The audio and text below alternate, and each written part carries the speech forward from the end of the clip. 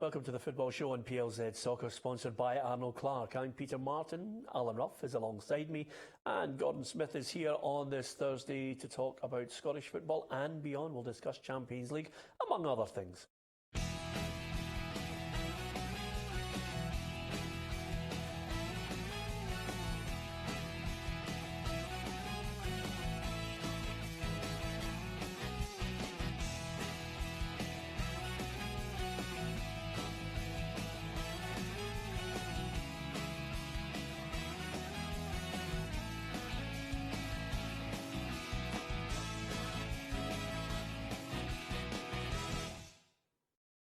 Okay, world superstars, never too far away from our conversation, but we're going to start with the ongoing debacle that is, of course, the League Cup semi-finals. Never thought we'd be talking about it relentlessly all the way to possibly the semi-finals themselves, but nevertheless, the Celtic statement on this morning clearly shows they're unhappy. The board's decision not to hold a ballot to decide the venues of the forthcoming semi-final matches is both irrational and discriminatory. Celtic recognised there was a genuinely difficult problem to resolve. All we asked for was equity of treatment. In other words, a simple ballot of which game went to which venue, so that all clubs had a 50-50 chance of playing at Hampden. We understand that those bodies consulted, including police and broadcasters, had no preference whatsoever on which match should take place at each venue, and therefore there was only one appropriate method of reaching a fair outcome. The board have been unable to produce logic or reason for turning down our modest request. Instead, they have arbitrarily decided that a chosen game should stay at Hampden and the other should go to Murrayfield. The interests of our club and supporters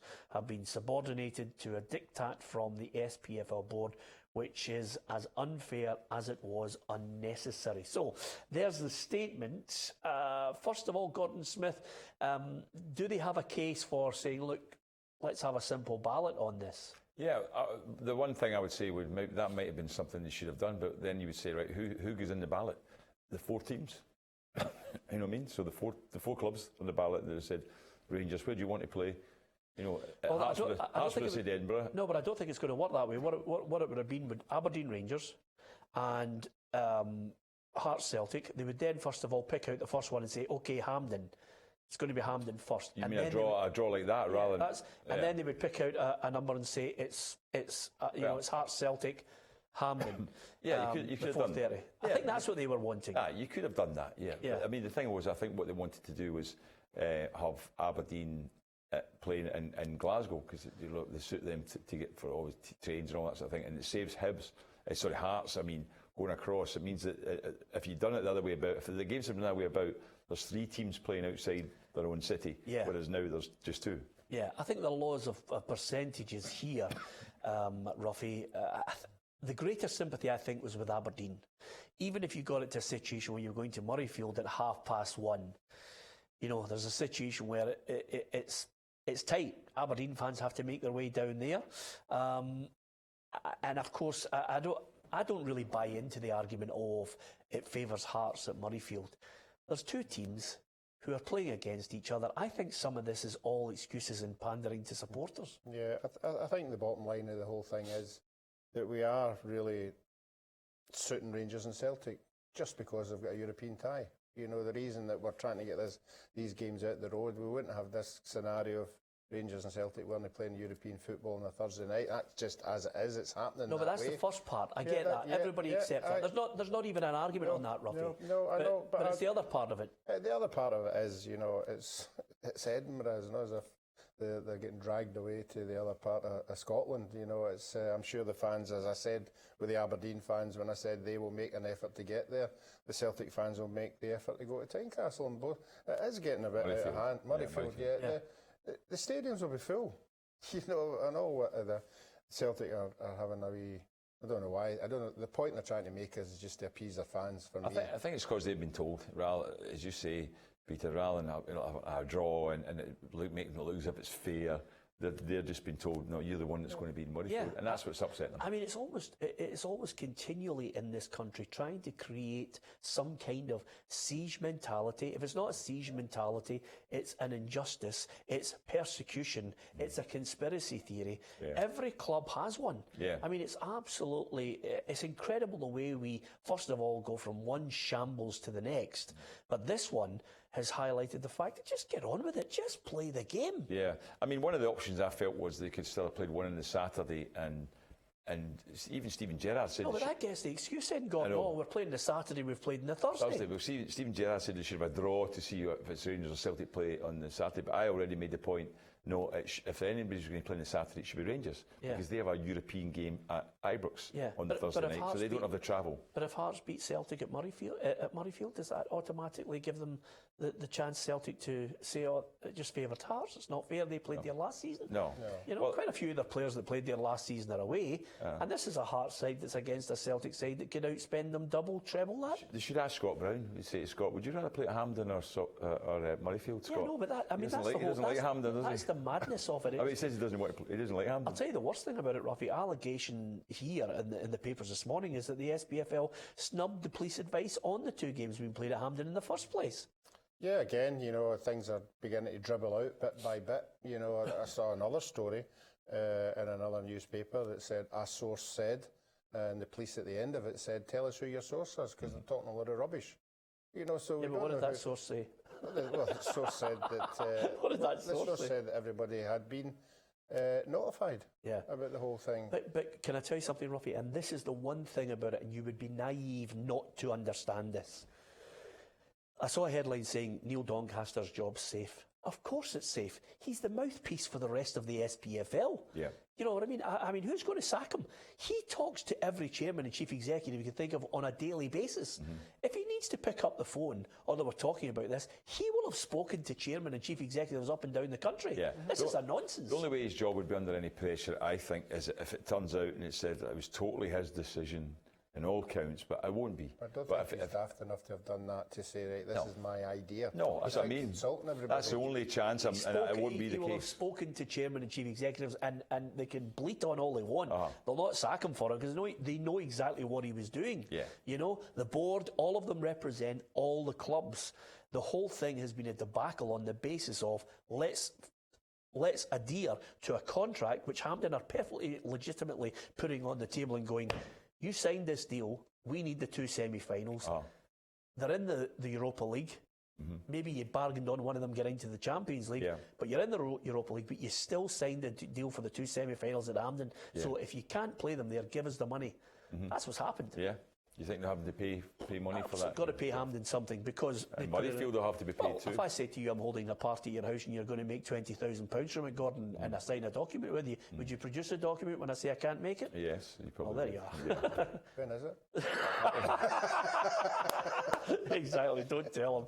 I'm hoping that it's going to be Saturday night, because we get paid 20 grand. Yeah, absolutely. Anyway, you can give us your thoughts on it. Just get the games on. Let's see the best teams win, and hopefully they'll all agree to play at Hampden in the final as well. So with that in mind, the only one worry I was going to say, and I thought it was a great line this morning from Craig Levine, he's worried in case the guy who's doing the pitch at Murrayfield, the lawnmower, is apparently needing repair. So, so the pitch you might need to bring your own lawnmower. Well, Craig will be dictating the length of the grass as well. Yeah, absolutely. Listen, let's hope they change the posts as well. Yeah, absolutely. Where is Ian Cathro now? Anyway, Red Bull Salzburg against Celtic, ongoing. We will discuss that on tomorrow night's programme, the outcome of that, and then look ahead, of course, to the weekend Premiership fixtures as well. The one that's not too far away from starting is over at Ibrox in the Europa League. It is, of course, Rangers against Rapid Vienna, and our man, I beg your pardon, Gabriel Antoniazzi is out there for us. Yes, thank you, Peter, and welcome to Ibrox, where Rangers will be taking on Rapid Vienna later this evening. Now, Stephen Gerrard's side have suffered indifferent form in the Scottish Premiership so far, but they're unbeaten in 9 European games.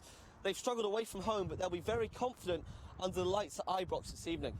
If there was ever a time to play Rapid Vienna, it's now. They sit 8th in the Austrian Bundesliga and have only won 4 of their last 14 games.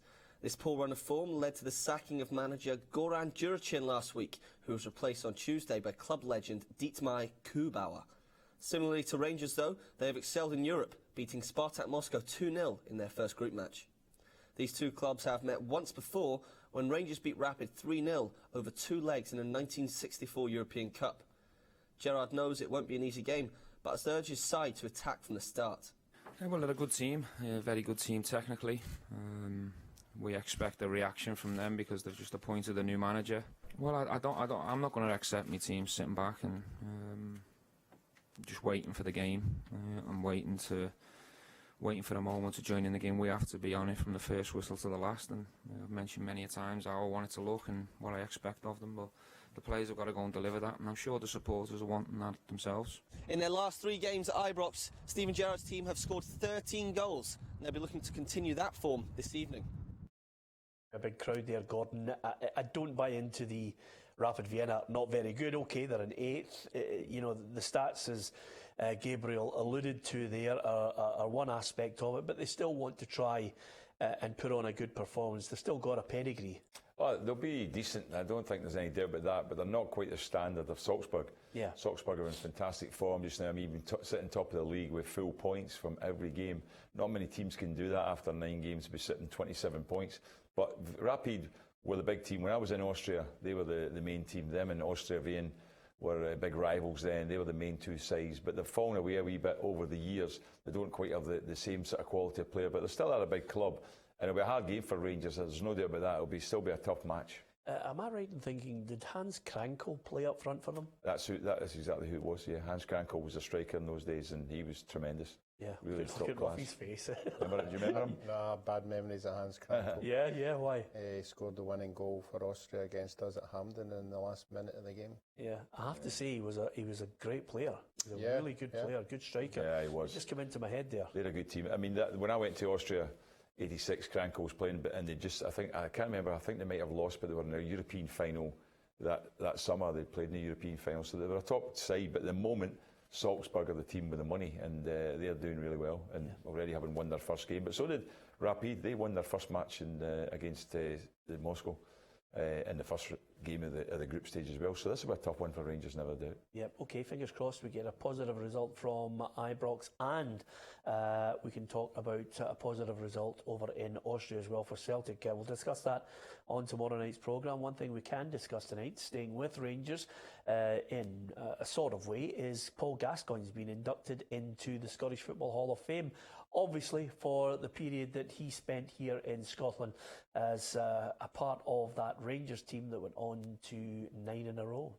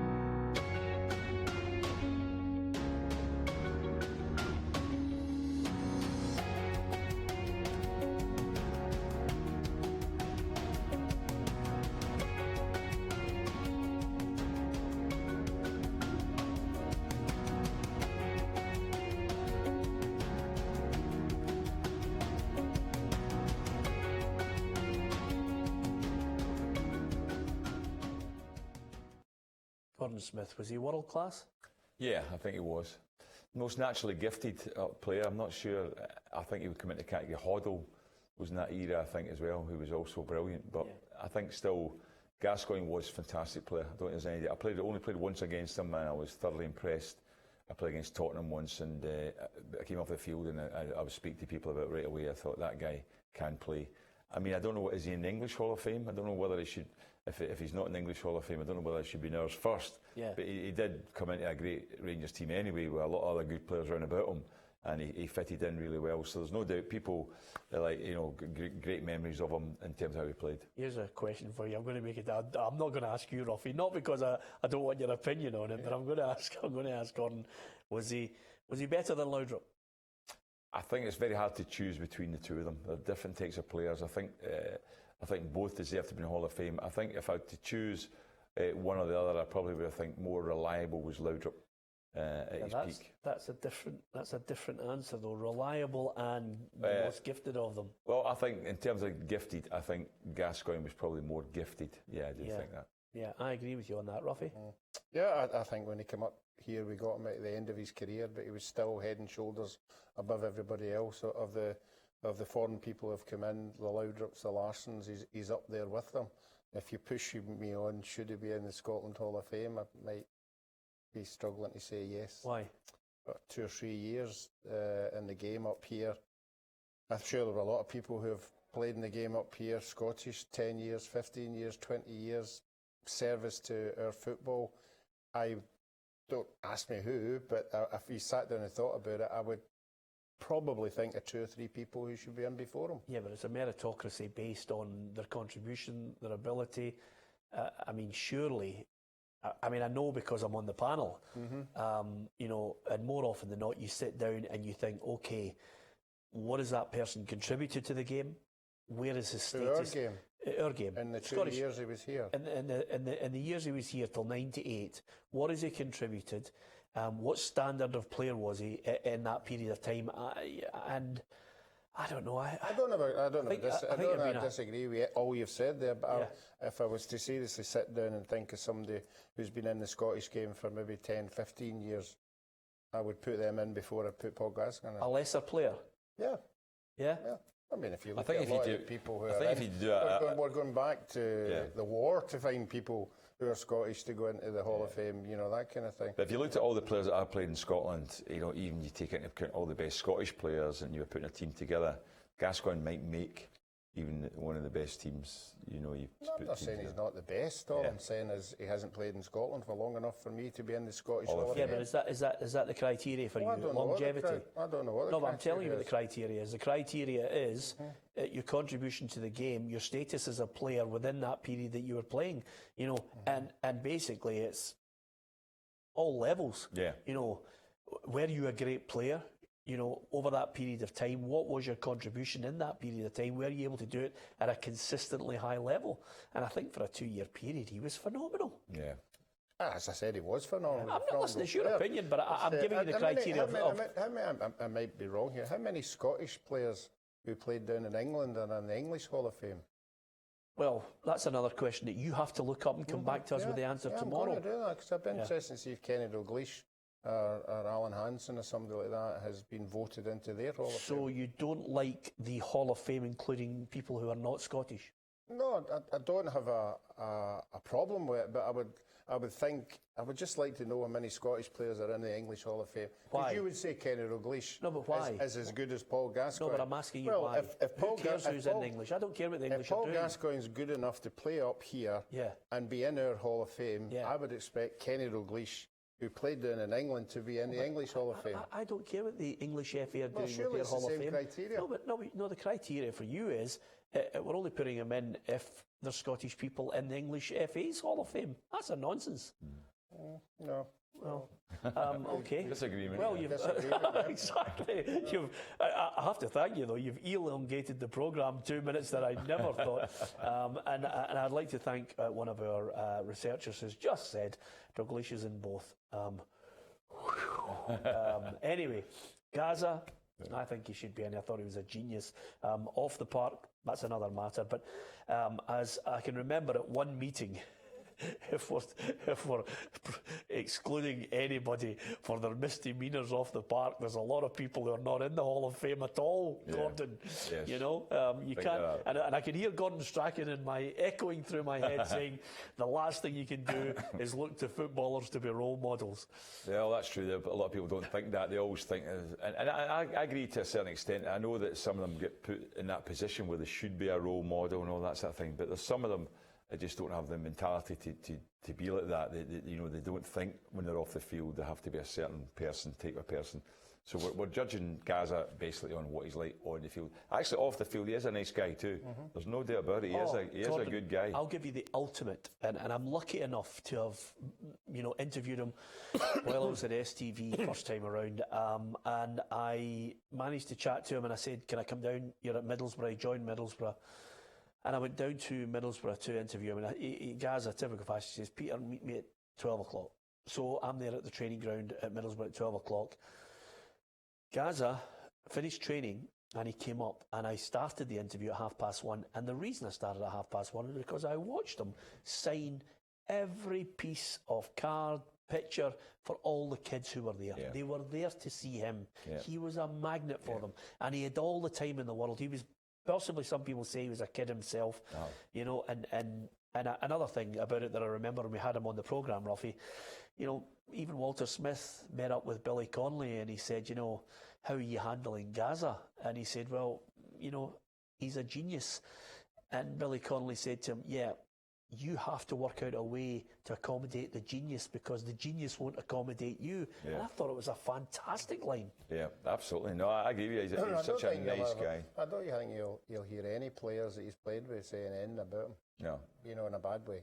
No, I know. He just brought so much to the dressing room, and he was a very generous guy as well. Yeah. Yeah, absolutely. Listen, it's all about opinions. I understand where you're coming from, Roughie, but I don't look to anybody else's Hall of Fame for vindication on what we're doing up here. OK, there's a couple of things I want to get. Are you disappointed Ronaldo's not coming to Hampden for the friendly? I think a lot of people will be disappointed. I think the sale of tickets would be generated because he was coming. It'll be interesting to see. They obviously have got other well-known players, but not as big as him. The same happened to me when I was at the SFA. I did a deal with Argentina to bring them because Maradona was the manager, Lionel Messi got out of playing in the game because he'd played in the Olympic team that season. So he got himself out of some friendlies because of that. Barcelona didn't want him. They said he could play in Olympic team as long as they didn't play him in the friendlies. So we never get Lionel Messi. Yeah, the funny thing is, Gordon, I think we've mentioned some amount of world-class players on this programme tonight, and I can't get out of mentioning Messi as well. Roughie, what about the display last night? I mean, he was unbelievable against Tottenham. We keep talking about these fantastic players, and they just come alight in Champions League nights. You know, we've seen them in league games and we know that can do, but when that Champions League comes round, they're the guys that just sparkle this whole tournament. I was saying to Peter earlier on, Roughie, what I think is fantastic is you look at him and Ronaldo. Excuse me, he's a player who the opposition are trying to stop, and they can't stop him. I mean, that's the. I thought he could have had 4 last night, Roughie. I don't know about you. Yeah, I just thought he's obviously a class above everybody else. But when he turns it on, he turns it on. It's joy to watch. Is he the greatest of all time? We still go for Pele, but it's beginning a long time ago since we saw Pele.